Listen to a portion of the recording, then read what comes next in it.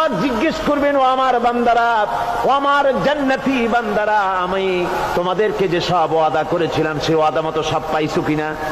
আমি ওয়াদা করেছিলাম আমার জন্য রাত জেগে যদি তাহাজ্জুদের নামাজ পড়ো, নামাজ রোজা হজ যাকাত যদি করো, আমার দিন কায়েমের জন্য যদি আন্দোলন করো, রক্ত যাও, আমার জন্য যদি কষ্ট করো, শহীদ হও, তাহলে আমি তোমাদেরকে জান্নাত দেব। যত ওয়াদা করছিলাম তা পেয়েছো কিনা?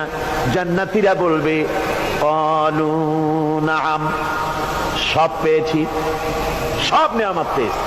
আল্লাহ বলেন সব পাও নাই, ওয়ানাদাইনা মাজিদ, আমার কাছে আরো বেশি আছে, আমার কাছে আরো বেশি আছে, সব পাও নাই। জান্নাতীরা বসে থাকবেন, বুঝতে পারবেন না এত নিয়ামত পেয়েছি, আল্লাহর কাছে আরো আছে।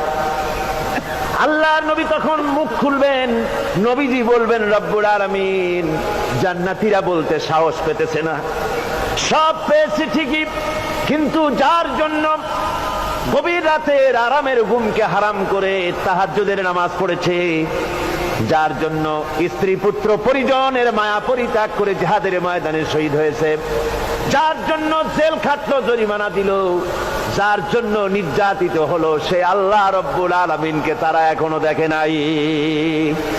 আল্লাহ রব্বুল আলামিন বলবেন, আমি আমার বান্দার সে আরজ পুরা, সে আরজি পুরা করব। আল্লাহ রব্বুল আলামিন তার সামনের থেকে সমস্ত নূরের পর্দাগুলি সরে যাবে, রব্বুল আলামিন তার বান্দার দিকে, বান্দার সামনে জালুয়া আফরোজ হবেন। আল্লাহ পাক কোরআনে কারীমের ভিতরে বলছেন, উজুহু ইয়াউমাইযিন নাযিরা ইলা রাব্বিহা নাযিরা। বান্দা, আল্লাহ পাক বান্দার দিকে তাকিয়ে থাকবেন, আর সমস্ত বান্দারা আল্লাহ রাব্বুল আলামিনের দিকে তাকিয়ে থাকবে।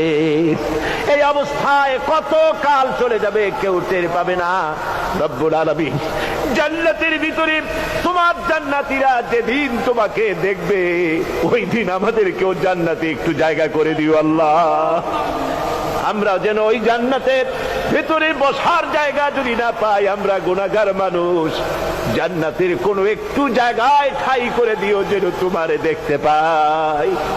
আয় আল্লাহ, তোমাকে দেখার তৌফিক আমাদের দিও, ধরে বলেন আমিন। হযরতে মাহবুবে রব্বানী কুতুবে সুবহানী শেখ মহিউদ্দিন আব্দুল কাদের জিলানী রাহমাতুল্লাহ আলাইহি, তিনি বলেছেন, মুনাজাত করতে গিয়ে আবেগে বলেছেন, রব্বুল আলামিন, তুমি যদি দয়া করে আমাকে জান্নাত দাও, আর তোমাকে যদি আমি না পাই, তুমি যদি আমার সঙ্গে দেখা না করো, আমারে যদি কথা না বলো, তাহলে এই জান্নাত আমার কোনো লাভ নাই। আর আমাকে যদি জাহান্নাম দিয়ে দাও, আর মাঝে মধ্যে তুমি যদি জিজ্ঞাসা করো মহিউদ্দিন কেমন আছো, তাহলে এই জাহান্নাম আমার জন্য বেহেশত হয়ে যাবে। আয় আল্লাহ, আমি শুধু তোমারই চাই, শুধু তোমারে দেখতে চাই। আল্লাহ রাব্বুল আলামিনকে যেন আমরা দেখতে পারি, আল্লাহর সঙ্গে যেন দেখা করতে পারি।